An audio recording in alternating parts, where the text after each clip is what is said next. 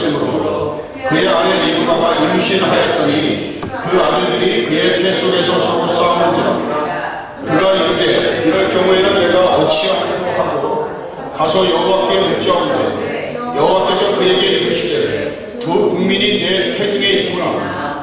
두 민족이 내 복중에서부터 나누리니라. 이 족속이 저 족속보다 강하겠고 큰 자가 어린 자를 섬기리라 하셨더라. 그 해산 기한이 찬즉 그의 쌍둥이가 있었는데 먼저 나온 자는 죽고 전신이 털어 닦아서 이름을 에서라 하였고 그에 나오는 손으로 에서의 발꿈치를 잡고 그 이름을 야곱이라 하였으며 리브가 아들을 낳을 때 이삭이 60세였더라. 그 아이들이 장성하며 에서는 익숙한 사냥꾼이었으므로 들사람이 되고 야곱은 조용한 사람이었으므로 장막에 거주하니. 아멘.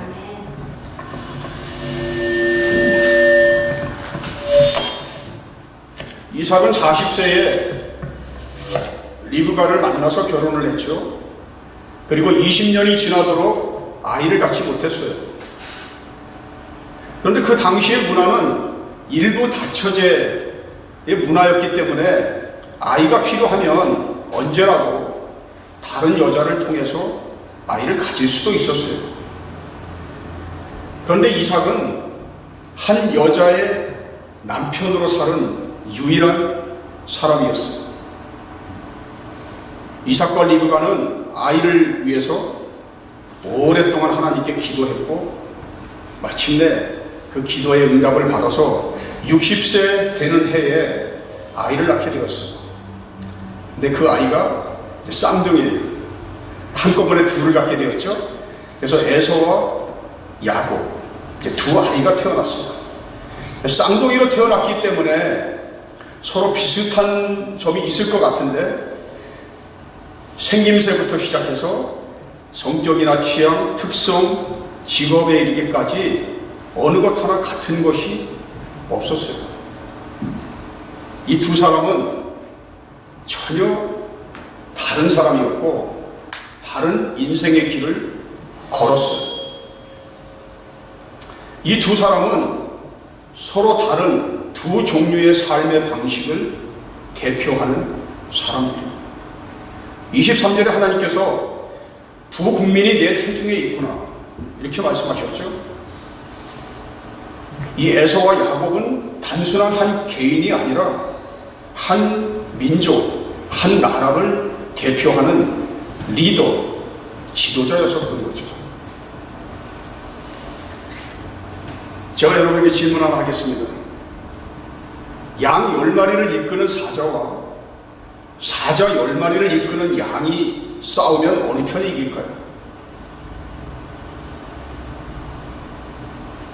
양 10마리를 이끄는 사자가 이길까요? 아니면 사자 10마리를 이끄는 양이 이길까요? 양이 이기죠.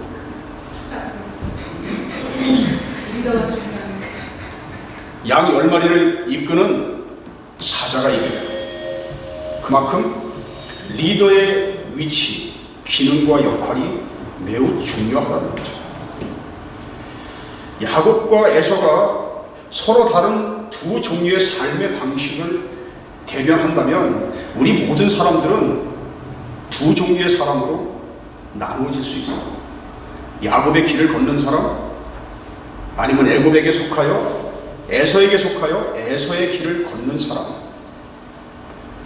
그런데 아이러니컬한 것은 상당수의 사람들이, 많은 사람들이 에서의 길을 걷고 있다는 거죠. 그렇다면 야곱의 길과 에서의 길은 어떻게 다른 것일까? 그 두 길의 특성은 무엇인지 우리가 본문 말씀을 통해서 같이 한번 짚어보도록 하겠습니다. 25절에는 에서를 소개하면서 이렇게 말합니다. 에서는 색깔이 붉고 피부색이 붉고 털이 많아서 마치 털옷을 입은 것과 같다. 이렇게 표현하고 있어요. 색깔이 붉다 하는 것은 온 몸 전체가 다 붉은색이다 이런 뜻이 아니고 그 사람의 얼굴이 붉은색이다 근데 이 색깔이 붉다, 빨갛다 이런 말이 본문에는 지금 아드모니 이런 히브리어를 쓰고 있어요. 한번 따라해 보실까요? 아드모니. 이 아드모니가 빨갛다 이런 뜻인데 여기서 파생된 말이 에돔이라는 뜻이에요. 에돔. 그래서 에서는 에돔 족속의 조상이었죠. 그리고 30절에 가면 아돔이라는 단어가 나옵니다. 아돔.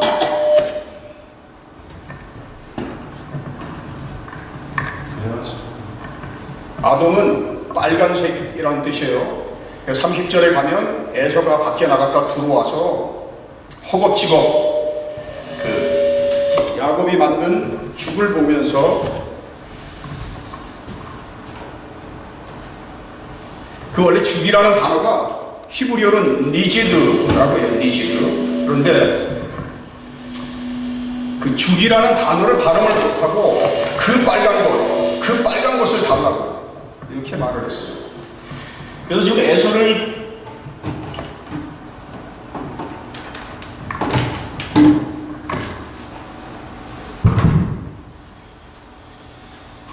에서를 표현하면서 에서가 색깔이 붉은색이고 털이 많아서 털옷을 입은 자 같다 하는 이 묘사가 바로 이어지는 장자의 사건을 미리 보여주고 있는 거예요. 이 몸에 털이 많아서 마치 털옷을 입은 것과 같다. 이것이 히브리어의 아싸 이런 단어에서 나왔어요. 여기서 에서는 여기서 나온 거예요. 그 에서가 히브리어로는 에사우라고 말합니다. 에사우. 한번 발음해 보실까요? 에사우. 그래서 이 털이 많다라는 그 동의어, 히브리어의 동의어가 세아루라고 하는데 여기서 파생된 단어가 세일이라는 단어. 에서는 세일에서 거주했죠. 27절에는 이 에서에 대해서 에서는 익숙한 사냥꾼이었고 들판을 누비는 들사람이었다 이렇게 표현하고 있어요. 그리고 이어서 그 장자의 사건에서 나타나는 에서라는 사람의 성격을 종합해서 간추려 보면 에서는 참을성이 없죠. 참을성이 없고 성급하고 그리고 눈앞에 있는 것에만 집착하는 사람이었어요. 그것이 물질이 됐든 돈이 됐든 바로 눈앞에 있는 그것에만 집착을 하고 멀리 내다보지 못하고 그리고 자기 통제가 전혀 되지 않는 사람이에요. 본능적인 욕구에 따라서 살아가는 사람이죠. 이에 반해서 야곱은 조용한 사람이고 장막에 거주하였다 이렇게 표현하고 있어요. 야곱의 성격이 조용하고 장막에 거했다. 그럼 이 사람이 아주 여자같이 얌전하고 바깥에 나가지도 않고 집안에만 틀어박혀 있었다 이런 뜻일까요? 여기서 조용하다 하는 말의 히브리어는 탐이라고 합니다. 같이 한번 발음해 보실까요? 탐. 이 탐이라고 하는 말의 원래 의미는 뭐냐면 우리가 그 제사를 드릴 때 어떤 동물을 잡죠? 흠이 없는 동물을 잡죠. 바로 흠이 없다는 뜻의 단어가 탐이라는 단어. 그래서 탐은 완전하다, 흠이 없다, 도덕적으로 그 완전한 상태, 순결한 상태 이런 것을 뜻하는데 야곱의 삶을 비춰볼 때 이 뜻은 전혀 어울리지가 않죠. 이 단어에는 또 다른 뜻이 있어요. bent on one purpose. 한 가지 목적에 열중하는 어떤 한 가지 일에 무엇인가 그 필이 꽂히면 거기에 목숨을 거는 거예요. 아주 미치는 거예요. 바로 이 야곱이라고 하는 사람은 무엇인가 한 가지에 미치면 정신없이 빠져들어서 거기에 집중하고 몰입하는, 그래서 자기의 모든 에너지를 쏟는 그런 성격의 사람이었다는 거죠. 이 사람은 장막에 거주했어요. 장막에 거주했다 하는 말은 창세기 4장 20절에 가면 이런 말씀이 나옵니다. 같이 한번 읽을까요? 아다는 야발을 낳았으니 그는 장막에 거주하며 가축을 치는 자의 조상이 되었다. 네, 장막에 거하는 자다라는 말은 야곱의 직업이 양과 소를 치는 목자였다. 이것을 암시하는 말이에요. 그래서 에서는 사냥꾼이었고 야곱은 양과 소를 치는 목자였어요. 그리고 그는 두뇌가 명석하고 치밀하고 계획적이고 그리고 멀리 내다보는 사람이었어요. 그런데 그 야곱의 이름이 무슨 뜻이죠? 야곱. 26절에 보면 우리가 26절을 다시 한번 읽겠습니다. 26절 후에 나온 아우는 손으로 에서의 발꿈치를 잡았으므로 그 이름을 야곱이라 하였으며 야곱은 히브리어로 야콥. 한번 발음해 보실까요? 야콥은 아켑이라는 단어에서 왔는데 이 아켑이라는 단어는 발꿈치라는 단어예요. 명사 발꿈치라는 단어인데 이 단어의 동사형은 오버리치, 자신의 한계를 뛰어넘다 이런 뜻을 가지고 있어요. 원래 그 야곱의 이름은 하나님이 보호하시다 그런 뜻이에요. 근데 에서의 발꿈치를 잡고 나오면서 발꿈치를 잡은 사람 그런 의미를 가지고 있죠. 성경의 저자는 야곱과 에서 두 사람을 비교하면서 한 사람은 색깔이 붉고 털이 많다. 무슨 뚜렷한 특징을 보여주지 않고 있어요. 그런데 중요한 것은 뭐냐면 야곱과 에서를 묘사하면서 한 사람은 움직임이 없는 정적인 사람으로 표현하고 있고 또 한 사람은 발꿈치를 잡았다. 다시 말하면 계속 끊임없이 움직이는 동적인 사람으로 표현하고 있습니다. 여러분, 살아있는 사람과 죽은 사람을 우리가 쉽게 판별할 수 있는 방법은 뭘까요? 이 사람이 죽었는지 살았는지 어떻게 알아요? 네? 그러니까 숨을 쉬는지 안 쉬는지 어떻게 알아요? 움직이나 안 움직이나. 뭐 흔들어 봐야 되잖아요. 뭐 때려도 보고 흔들어도 봐야 될 거 아니에요. 그래서 그 사람이 움직이면 그 사람 살아있는 사람이죠. 움직이지 않으면 그 사람 죽은 사람이죠. 성경의 저자는 에서를 죽은 사람으로 표현하고 있어요. 전혀 움직임이 없는 정적인 사람, 죽은 사람이죠. 야곱은 끊임없이 움직이는 사람, 나오면서도 발꿈치를 잡은 사람, 다시 말하면 살아있는 사람으로 표현하고 있어요. 한 사람은 죽은 사람이나 마찬가지예요. 한 사람은 살아있는 사람. 여러분, 살아있는 자와 죽은 자, 이 두 사람의 근본적인 특징, 차이는 뭐가 있을까요? 움직임이 있다 없다 이거 말고 죽은 자와 산 자를 구분하는 가장 중요한 차이는 생각. 한 사람은 생각하는 사람, 생각하는 삶을 사는 사람이었고 또 한 사람은 아무 생각이 없이 닥치는 대로 삶을 살아가는 사람이었어요. 우리가 자주 쓰는 표현 중에 이런 표현이 있습니다. 생각하는 대로 사는데 생각하며 살지 않으면 사는 대로 생각하게 된다. 네, 많은 사람들이 에서의 길을 걸으면서 아무 생각이 없이 그렇게 사는 거예요. 내가 왜 태어났는지, 내가 어디서 와서 어디로 가는 것인지, 내 삶에 있어서 가장 소중한 것이 무엇인지, 나는 무엇을 추구해야 하는 것인지, 그리고 내가 정말로 원하는 것은 무엇이고 내가 하고 싶은 것이 무엇인지, 그런 깊은 삶에 대한 성찰이 없이 그냥 그렇게 살아가요. 그러다 보니까 삶의 방향과 목적, 목표를 이루게 됩니다.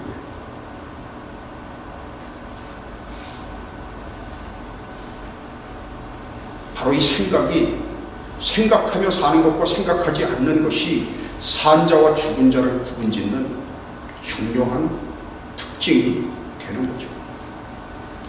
우리가 살면서 매일매일 우리에게 급한 일이 있죠. 당장 처리해야 될 일이 있어요. 눈을 뜨면 오늘 내가 당장 처리하지 않으면 안 되는 그런 일들이 있죠. 근데 급한 일과 중요한 일은 달라요. 내가 급한 일만 처리하면서 그렇게 살다 보면 오늘도 급한 일이 있고 내일도 급한 일이 있고 모레도 급한 일이 있어요.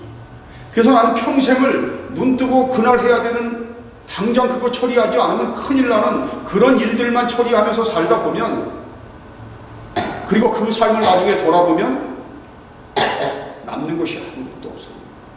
그냥 나는 한낱 돈 버는 기계로 그렇게 살아온 것밖에 안 됩니다. 내가 아무리 급해도, 아무리 시간이 없어도 내가 소중하게 생각하는 것, 내가 가치 있다고 생각하는 그것을 위해서 시간을 쪼개어 쓸 수 있어야 되는 거죠.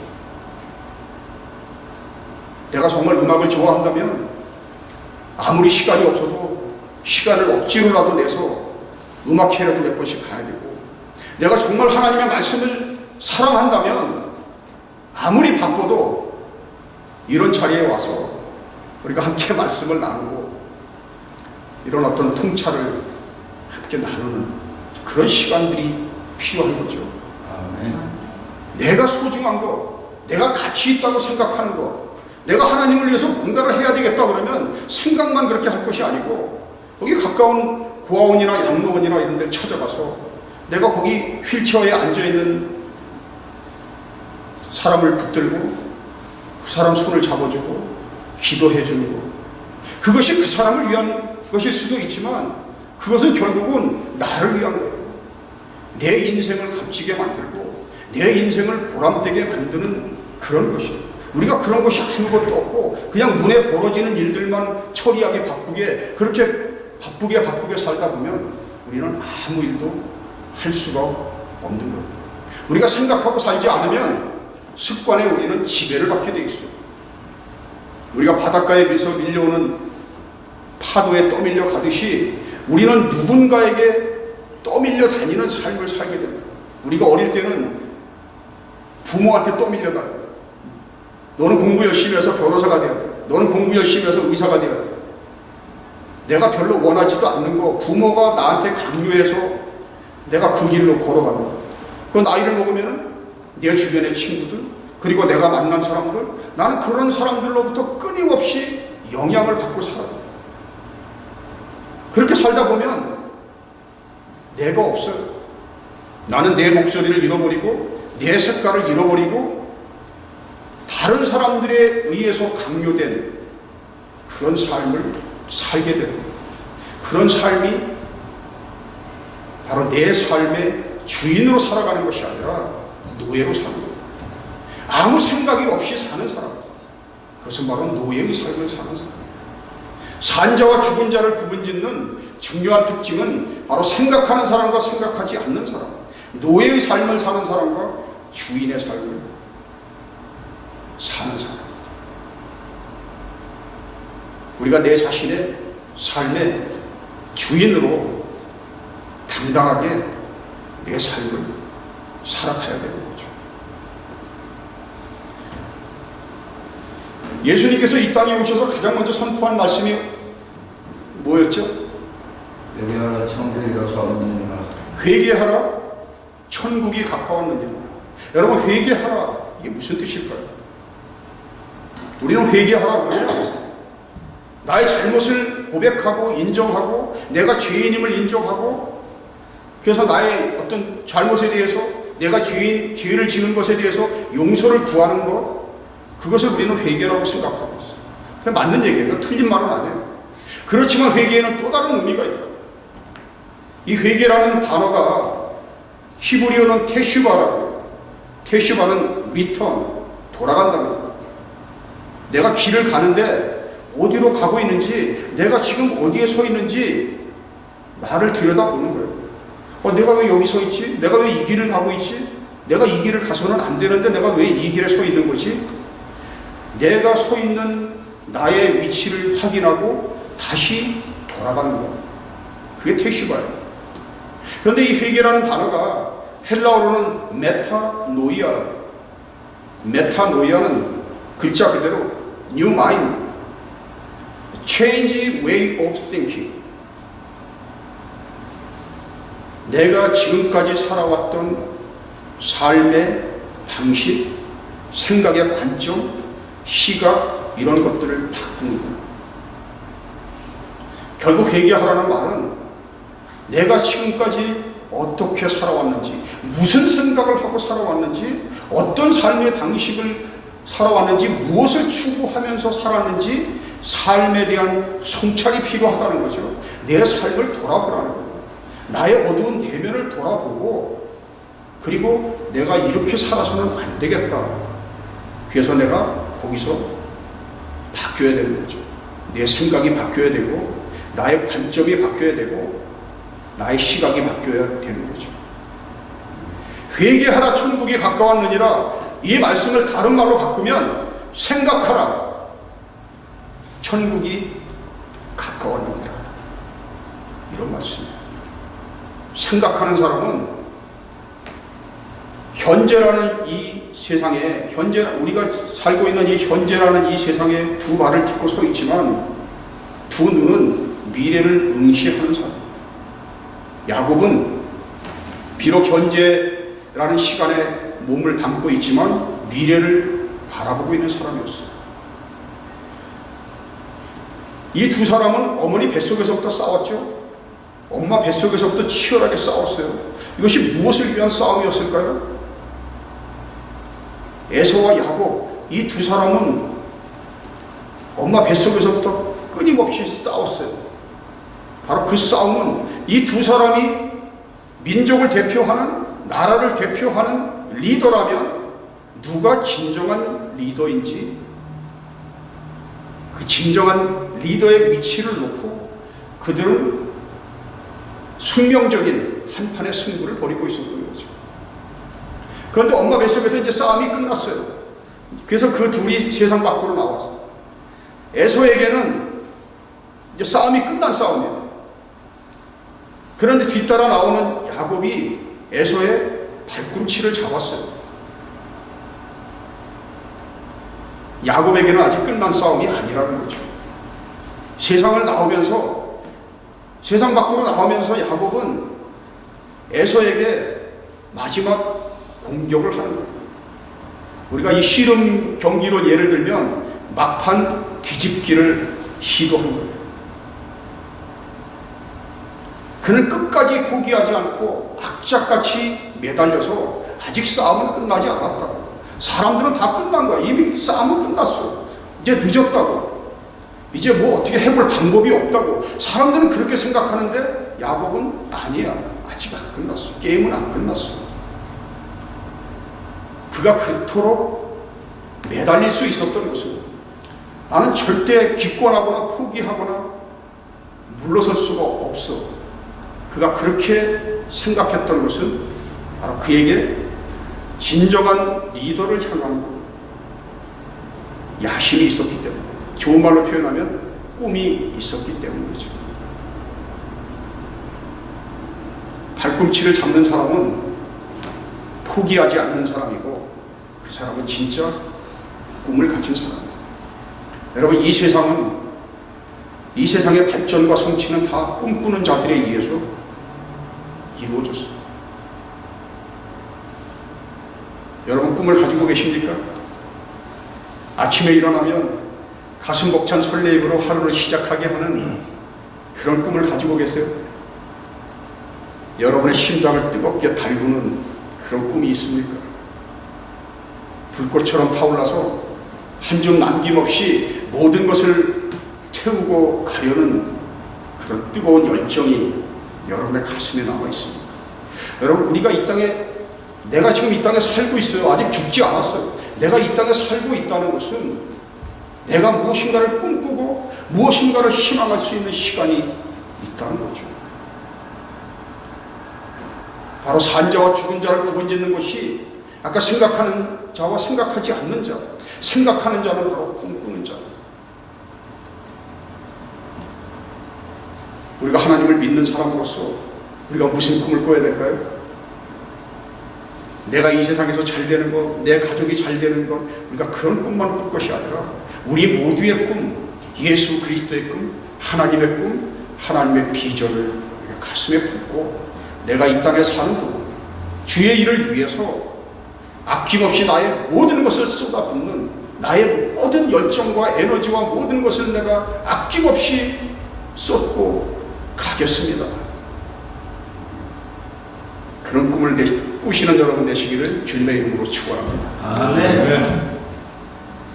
야곱과 에서는 어머니 뱃속에서부터 싸웠죠. 야곱은 타고난 싸움꾼이었어요. 그에게는 결코 물러서지 않는 승부사적인 기질이 있었어요.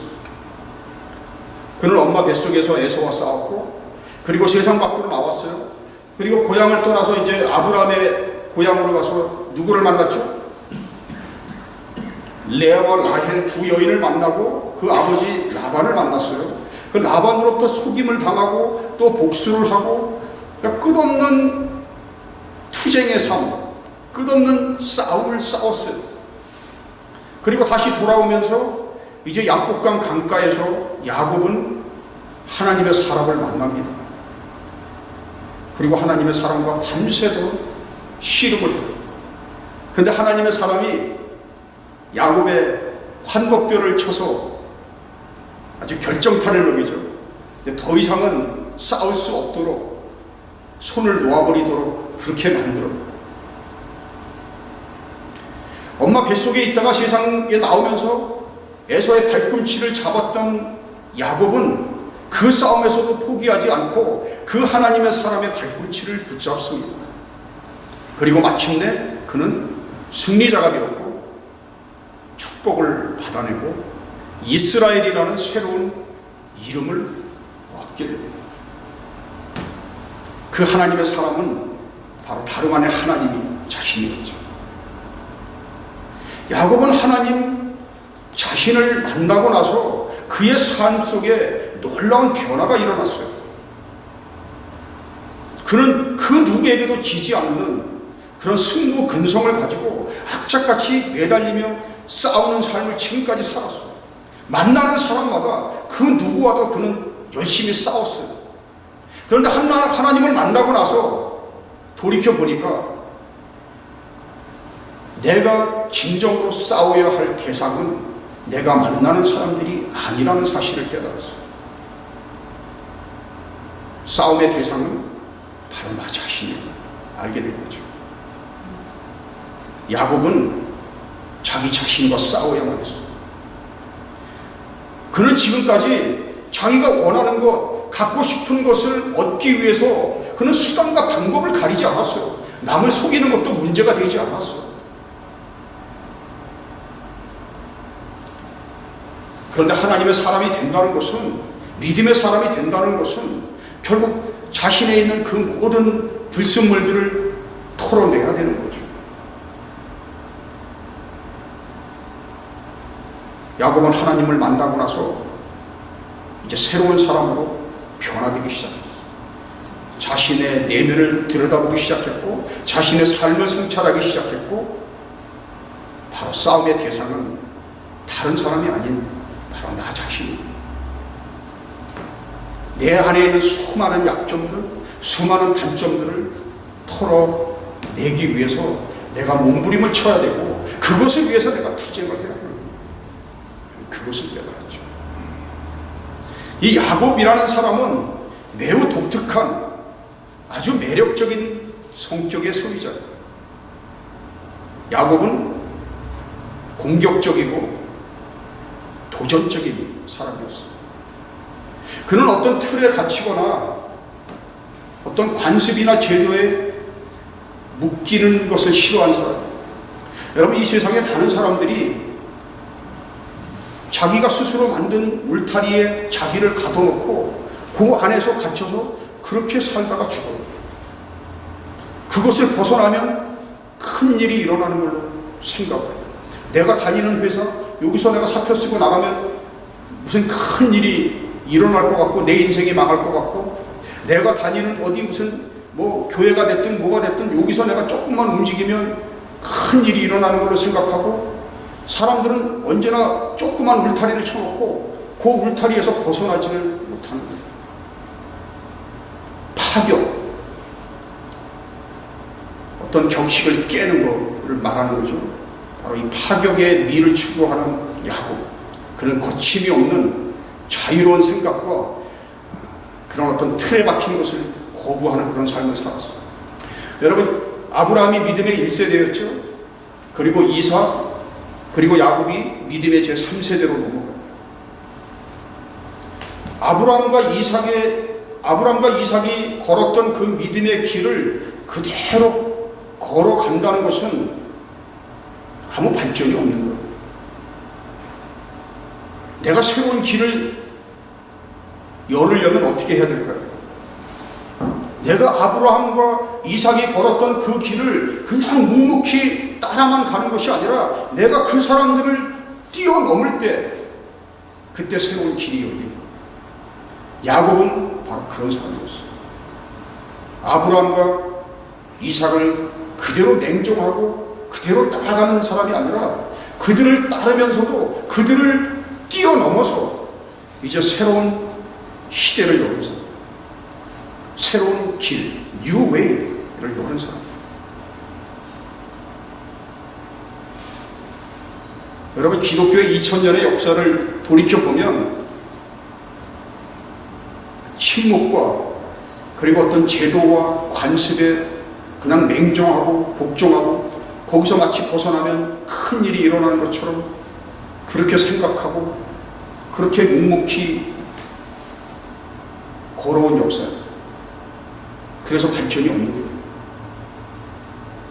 자신의 목소리를 내지 못하고 자신의 색깔을 내지 못하고 그냥 앞에 사람들이 걸어간 그 길을 그대로 따라갔어요. 그러다 보면 겉으로는 발전하는 것 같은데 속으로는 썩어들어요. 결국 이것이 발전하려면 앞사람을 뛰어넘어요. 앞사람을 뛰어넘는 게 앞사람을 버리라는 것이 아니라 그 사람이 가졌던 것, 그 사람이 걸었던 그 길을 내가 그대로 수용하면서도 나는 그 사람을 넘어서서 이제 새로운 길, 아무도 걷지 않은 길을 걸어갈 준비가 되어 있어야 한다는 거죠. 바로 그런 면에서 야곱은 그 누구보다도 야곱이었기 때문에 새로운 믿음의 길을 열 수가 있었다. 야곱은 그런 위대한 믿음의 사람이었고 아주 독특한, 정말 우리가 배워야 하는 그런 훌륭한 장점을 가지고 있는 사람이었어요.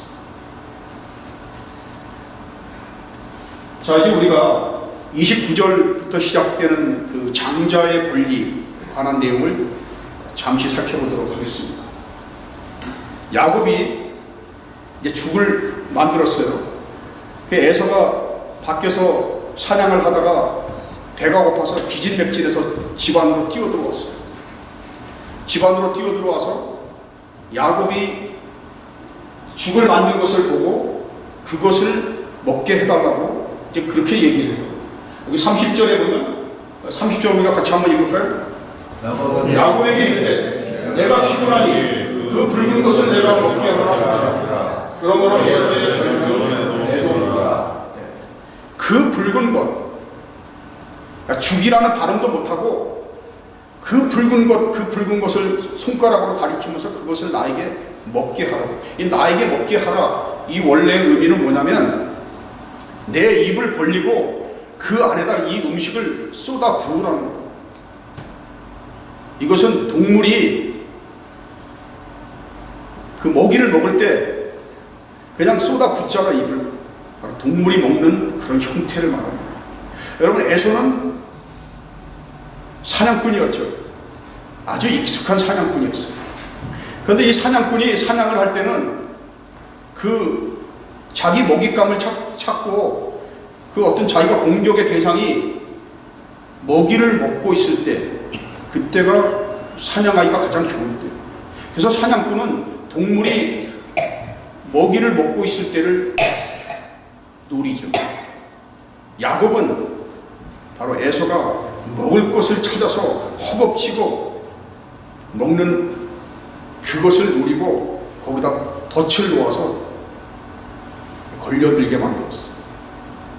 그래서 에서가 야곱의 먹잇감이 되고 말았던 거죠. 에서는 익숙한 사냥꾼이었지만 야곱은 에서보다 한 수 위인 고도의 숙련된 사냥꾼이었어요. 그는 에서에게 이렇게 말합니다. 31절 한번 같이 읽을까요? 형의 장자의 명분을 오늘 내게 달라. 장자의 명분이 아니라 장자의 권리, 장자의 고난, 장자권을 팔라는 거예요. 장자권. 장자의 권리를 히브리어로 베코라라고 합니다. 한번 따라해 보실까요? 베코라. 야곱이 에서에게 장자의 권리를 팔라고 요구했어요. 그가 장자의 권리를 팔라고 요구한 것은 즉흥적으로 갑자기 나온 이야기가 아니죠. 그는 벌써 오래전부터 이 장자의 권리를 갖고 싶어 했어요. 그리고 그는 적어도 이 장자의 권리, 장자라는 그 위치가 가지고 있는 특별한 권리와 의무와 책임을 그는 잘 인식하고 있었어요. 장자의 권리라는 것이 얼마나 소중한 것인지를 그는 알고 있는 사람이었어요. 장자는 집안을 대표하는 사람이죠. 장자는 집안을 대표하는 사람인데 장자는 단순히 집안을 대표하는 사람일 뿐만 아니라 영적인 리더예요. 믿음을 이끄는 집안의 리더. 그런데 이 장자에게는 두 가지 선물이 주어집니다. 장자에게 주어지는 두 가지 선물이 뭘까요? 장자에게만 주어지는 두 가지 선물.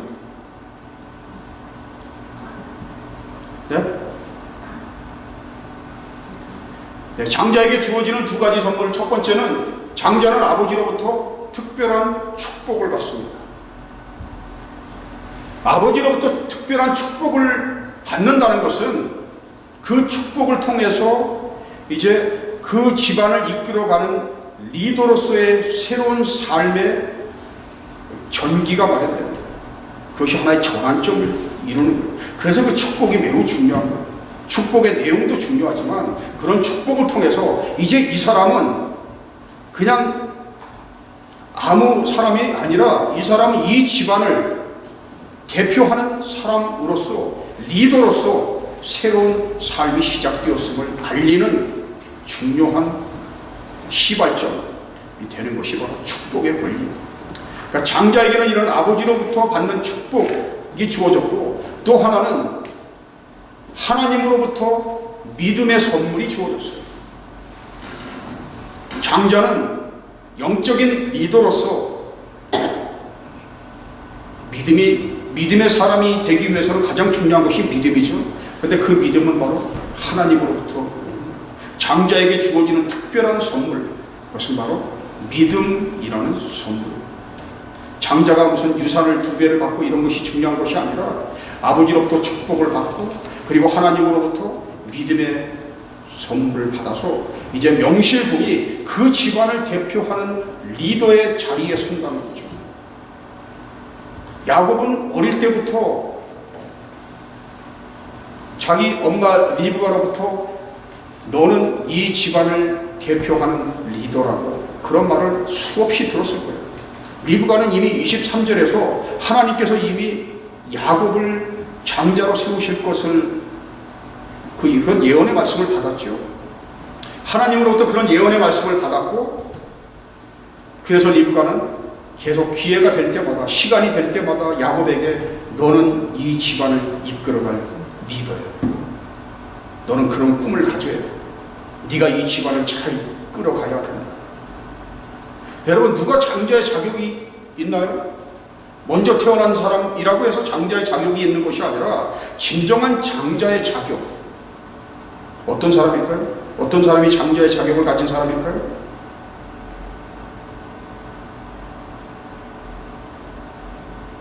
아브라함에게 있어서 가장 소중한 것은 언약이었죠. 하나님과 맺은 언약. 목숨을 걸고 지켜야 하는 언약. 결국 이 믿음의 가정을 지켜간다는 것은 언약을 지킨다는 거예요. 언약의 파트너가 된다는 거예요. 결국 장자의 자격을 갖춘 사람은 하나님과 맺은 언약에 대한 신실함을 지켜갈 수 있는 사람, 언약의 소중함을 깨닫고 언약을 지켜가는 사람, 언약을 지키는 사람, 언약의 파트너가 바로 장자의 자격을 갖춘 사람입니다. 이미 하나님께서는 야곱이 장자가 될 것을 예언하셨고 약속하셨어요. 그리고 그 장자의 자격을 갖춘 사람은 야곱이죠. 그러나 그럼에도 불구하고 리브가와 야곱은 인간적인 방법으로 아버지를 속이고, 그리고 에서의 그 약점을 이용해서, 그가 배고픈 그런 약점을 이용해서 장자권을 탈취를 했어요. 그것은 옳은 방법이었을까요? 아무리 하나님께서 약속의 말씀을 주셨고 예언의 말씀을 주셨다 하더라도 그 하나님의 말씀을 믿는다면 하나님의 때를 기다려야 되는 거죠. 그런데 리브가와 야곱은 하나님의 때를 기다리지 않았어요. 오히려 이 사건의 주범은 야곱이 아니고 리브가입니다. 리브가가 27장 13절에 가면 내가 다 책임을 지겠다. 모든 일은 내가 책임질 테니까 저주를 받아도 내가 저주를 받는다. 이렇게 리브가가 말했어요. 리브가가 주범이었고 야곱은 그 주범에 동참하는 동조자였어요. 동조자. 그런데 이 사건으로 인해서, 이 사건이 일어난 후에, 이 사건은 하나님이 기뻐하시지 않는 사건이었죠. 아무리 그것이 예정되어 있었다 하더라도 인간적인 방법으로 그렇게 그 때를 앞당기는 것은 하나님이 기뻐하시지 않는 사건이었어요. 이 사건으로 인해서, 이 사건이 끝난 후에 리브가는 무대에서 사라집니다. 다시는 성경에 나타나지 않아요. 그리고 야곱은 이제 아브라함의 고향 땅에 가서 라반의 집에서 오랜 세월을 고난과 눈물의 시간을 보내게 되고, 그리고 그는 거기서 기다림의 소중함을 배우게 되죠. 기다림이라는 것이 이렇게 소중한 것이구나. 내가 기다림을 몰랐구나. 그는 그곳에서 라반의 집에서 기다림이라는 수업을 받고 이제 다시 돌아오게 돼요. 여러분, 이 장자권, 장자의 권리, 이 장자는 출애굽 사건에서 유래됐어요. 출애굽기 4장 22절, 23절에 가면 이런 말씀이 나옵니다. 하나님의 장자들, 이스라엘 백성을 하나님의 장자들로 표현하고 있고, 그리고 애굽 백성들을 바로의 장자들로 표현하고 있습니다. 결국 이스라엘 백성이 하나님의 장자죠. 이스라엘 사람들이, 이스라엘 백성 전체가 다 하나님의 장자예요. 그리고 장자는 처음 태어난 것은 다 하나님께 속해서 구별되게 하나님께 바쳐야 되는 거예요. 그런데 이스라엘 전체가 장자인데 그 범위를 축소하면 이스라엘 중에서도 누가 하나님의 장자일까요? 바로 민수기 3장 12절 14절에 따르면 레위인이 장자였죠. 여러분, 우리 모든 믿는 사람들이 하나님의 장자예요. 우리 모든 믿는 자들은 하나님의 장자예요. 그런데 그 범위를 축소하면 누가 우리의 장자일까요? 예수 그리스도가 우리의 장자죠. 예수 그리스도가 우리의 장자. 야고보서 1장 18절 우리가 같이 한번 읽을까요? 그가 그 피조물 중에 우리로 한 첫 열매가 되게 하시려고 자기의 뜻을 따라 진리의 말씀으로 우리를 낳으셨느니라. 우리가 뭐라고요? 우리가 첫 열매, 우리가 장자다. 그런데 로마서 8장 29절에는 그로 많은 형제 중에서 맏아들이 되게 하려 하십니다. 예수 그리스도가 우리의 장자. 출애굽 사건에서 하나님께서 천사들을 보내셔서 이스라엘의 장자들을 살리시고 애굽의 장자를 멸하셨던 것처럼 이제 예수 그리스도, 하나님의 장자이신 예수 그리스도를 통해서 우리를 살려주시고 우리를 장자로 세워주셨어요. 이제 우리는 히브리서 12장 23절의 말씀처럼 장자들의 총회, 장자들의 모임, 장자들의 교회에 우리는 들어가게 됩니다. 여러분, 우리 모두가 장자권을 가지고 있는 사람들이에요. 우리 모두는 다 하나님 앞에서 장자들이에요. 그러나 우리가 장자권을 가지고 있다는 사실도 중요하지만 더 중요한 것은 뭘까요? 우리가 장자의 권리를 가지고 있다는 사실도 중요하지만 그 장자의 권리를 잃어버리지 않도록 그것을 지켜가는 것이 더 중요합니다. 그래서 히브리서 12장 16절 17절 같이 한번 읽겠습니다.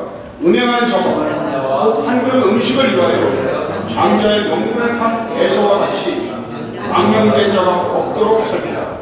너희가 아는 바와 같이 그가 그 후에 축복을 이어받으려고 눈물을 흘리며 부활에 버린 바가 되어 회개할 기회를 얻지 못하였느니라. 하나님께서 우리를 장자로 삼아주셨어요.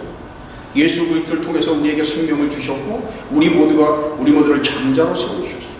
바로 교회가 장자들의 모임이고 장자들의 교회예요. 그런데 우리가 그 장자권을 잃어버려서는 안 되는 거예요. 장자권을 빼앗겨서는 안 되는 거죠. 한 그릇 음식 때문에, 물질 때문에, 돈 때문에 우리가 이 세상에 장자권을 내어주는 어리석음을 보면서는 안 되는 거죠. 에서의 선택은 항상 눈에 보이는 것, 지금 당장 가질 수 있는 것, 그리고 일시적이고 순간적인 만족을 그는 언제나 선택했어요. 그러나 히브리서 11장에 나오는 믿음의 영웅들, 그들은 무엇을 선택했나요? 그들은 아브라함은 갈 바를 알지 못하고 나아갔고, 모세는 잠시 죄악의 낙을 누리는 것보다 더 좋아하고 그리스도를 위하여 받는 수모를 애굽의 모든 보화보다 더 큰 재물로 여겼으니 상주심을 바라고 눈앞에 보이는 작은 이익, 일시적인 만족, 쾌락, 그런 것들로 인해서 장자권을 빼앗기고 하는 것이 아니라 그것을 넘어서서 상 주시는 하나님을 바라봅니다. 그리고 그들은 오랜 기다리는 사람입니다. 이제 우리가 마지막 구절 로마서 12장 1절, 우리가 장자권을 가진 사람으로서 장자권을 세상에 빼앗기지 않고 장자권을 잃어버리지 않도록 우리가 살아있는 산 제사로 하나님 앞에 우리가 바쳐줘야 됩니다. 로마서 12장 1절 한번 같이 읽겠습니다. 그러므로 형제들아, 내가 하나님의 모든 자비하심으로 너희를 권하노니 너희 몸을 하나님이 기뻐하시는 거룩한 산 제물로 드리라. 이는 너희가 드릴 영적 예배니라. 내가 서 있는 곳, 그리고 내가 머물고 있는 곳, 이 삶의 현장이 바로 나의 예배의 장소가 되어야 하고, 찬송의 장소가 되어야 하고, 기도의 장소가 되어야 하는 거죠. 우리가 그렇게 살 때 하나님께서 우리를 기쁘게 여기시고 우리를 자녀 삼아 주시고 우리를 장자로 삼아 주셨어요. 그 장자권, 장자만이 가질 수 있는 특별한 권리를 우리 모두에게 다 주셨다. 우리에게 믿음의 선물도 주셨고 우리에게 축복의 약속도 주시고 우리와 언약을 맺으셨고 우리는 예수 그리스도 안에서 새로운 언약 안에 들어와 있는 사람들이죠. 세상에 장자권을 빼앗기는 그런 자가 아니라 하나님과의 언약을 소중히 여기고 그것을 끝까지 지켜가는 여러분 되시기를 주님의 이름으로 축원합니다. 아멘. 기도하시겠습니다.